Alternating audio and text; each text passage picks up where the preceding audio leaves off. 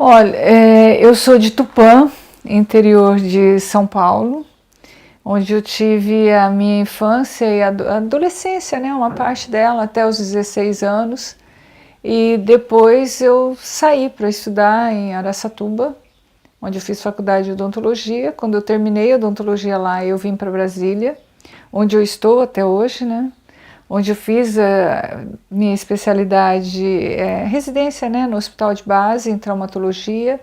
Depois eu fui fazer odontopediatria, ortodontia preventiva e interceptativa. Depois eu fiz mestrado, mas o meu mestrado foi na engenharia de produção, na área de mídia e conhecimento. A odontoeducação, ela nasceu num momento de incoerência, né, com a criança, porque o que eu aprendi na faculdade, que se prega até hoje em todas as faculdades, é que a gente tem que falar assim, a maneira, né, como a gente conduzir a criança. Então vamos tirar a sujeira da sua boca, vamos tirar os bichinhos. E num momento desses eu me deparei com uma criança usando essa linguagem, e essa criança começou a ficar com ânsia de vômito, porque estava tirando aqueles bichinhos, o tecido cariado que a gente tirava, a gente colocava que era o bichinho. E com isso, essa criança começou a vomitar e passar mal, e depois nem água, enfim. Essa criança foi parar no hospital e eu me vi assim numa situação muito crítica, porque eu falei, gente, o que eu estou fazendo? Porque nós, odontopediatras, nós trabalhamos com a criança de uma maneira assim que é essa a linguagem utilizada. E é essa linguagem que passa para os pais também. E isso que me despertou que estava tudo errado, que não era por ali.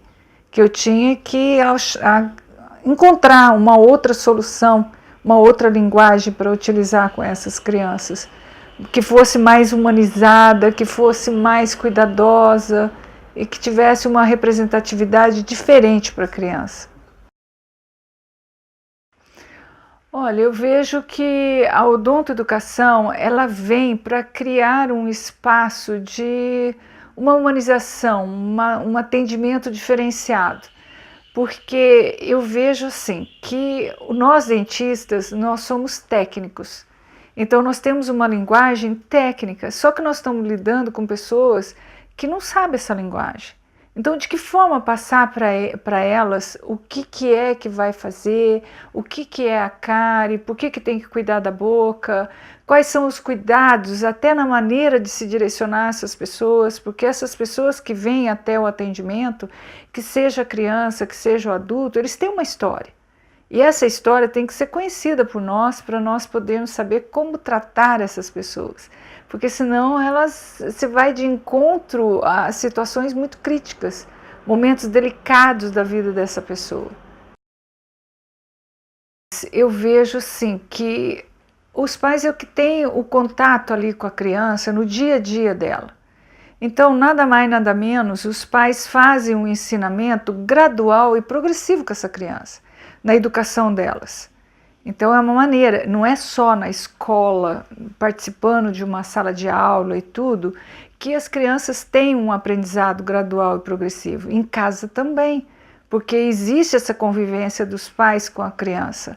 E eles podem ir passando isso e enriquecendo nessa criança e valorizando o que ela tem interno. Qual que é a parte interna que ela tem, que ela já nasce com ela, né? A parte inata da criança, valorizando essa área, valorizando e capacitando essa criança para entender e enfrentar lá fora. Porque o lá fora é que às vezes é muito cruel. E a criança tem que estar preparada. E quanto mais ela é preparada, mais ela vai ter condições de enfrentar os estresses. Inclusive nós abordamos um pouco sobre o estresse tóxico, até por a criança, às vezes ela não tem esse preparo para poder enfrentar. Porque se ela desenvolve a parte interna dela, ela consegue enfrentar isso com mais facilidade e nem sempre afeta. Olha, nós temos 3 tipos de estresse. O estresse que é presente, né, que já existe, é aquele que você tem momentaneamente e logo é resolvido. O tolerável, que é aquele que chega um estresse, mas existe o acolhimento logo em seguida e esse não tem repercussão. Agora, o estresse tóxico, que é o que é realmente quando ele acontece, é aquele que ele persiste. E não só no momento, como em vários momentos sequenciados. Tem hoje, tem amanhã, tem depois, e é sequenciado, sempre elevando um grau mais elevado. Então, uma liberação de uma parte hormonal do cortisol que vai levar a criança, às vezes, dependendo da idade, às vezes pode ter algumas lesões que são irreversíveis. Então, nós temos que tomar esse cuidado. E tem aí vários casos aí que a gente tem visto cada vez mais em relação a esses cuidados com a criança, principalmente do 0 até os 3 anos de idade.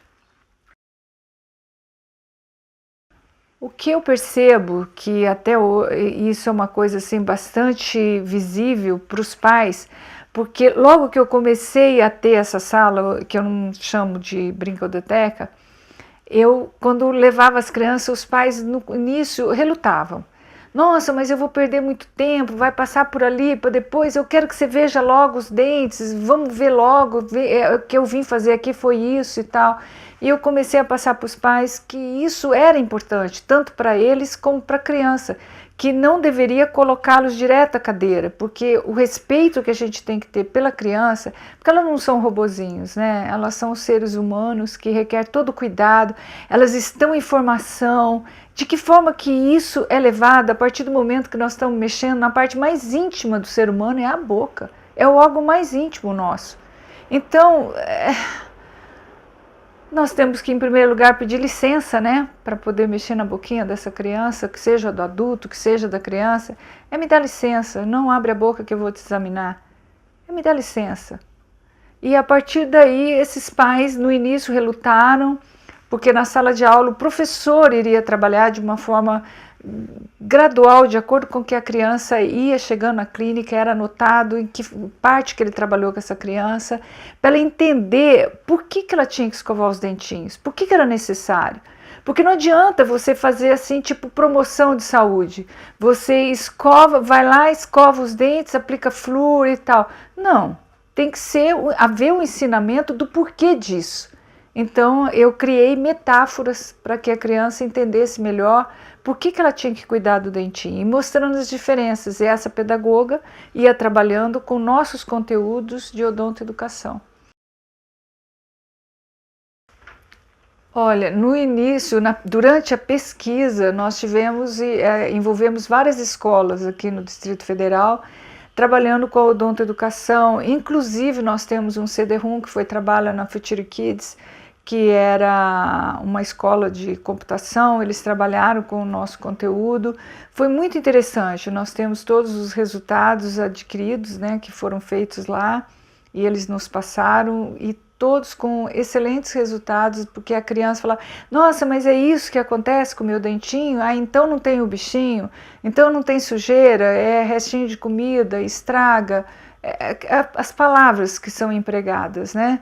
E depois, agora em 2009, 2010, nós participamos de uma licitação com nossos livros, onde teve aplicabilidade dos nossos livros no Dentista na Escola, e eu fiz capacitação de 2.800 entre orientadores educacionais, diretores de escolas, para que eles pudessem ser multiplicadores conjunto aos professores, para poder orientar os professores de que forma que seria trabalhado isso. Então não seria mais uma coisa assim, falar assim, os professores, eles normalmente às vezes ficam assim, nossa, nós temos tanto trabalho, tantas matérias e tudo, mas na odontoeducação nós fazemos link com várias áreas que nas escolas já existem. Aula de matemática, aula de ciências, aula de ecologia, criando metáforas com a odontologia, com aquelas disciplinas. Por exemplo, quando o professor vai trabalhar com o meio ambiente, ele fala para a criança e orienta, né, dos cuidados com o meio ambiente, das sujeiras que a gente joga, às vezes casca de banana, que seja, quer dizer, não é, né, casca de banana que em vez de jogar no lixo orgânico, os papéis que se jogam, então aquilo ali é sujo, a boca fica só com restos de comida. E na aula de matemática o professor trabalhava, então 2 mais 2, 2 mais 3, somando e tudo, quanto custa uma pasta de dente, quanto custa uma escova e um fio dental. E aí o professor fazia aquela avaliação e mostrava para eles depois quanto que custa um tratamento se você adoecer. Se você tiver problema de cárie ou se você adoecer de outras formas que são doenças de ordem geral, né, sistêmica, que pode vir advindo da cárie, né, ou de um processo infeccioso, né, de infecções voltadas à boca. E com isso eles aprendem a valorizar não só a saúde bucal, como a saúde da boca, como eles veem custo e benefício. A criança aprende que é melhor prevenir, melhor cuidar do que adoecer. É nesse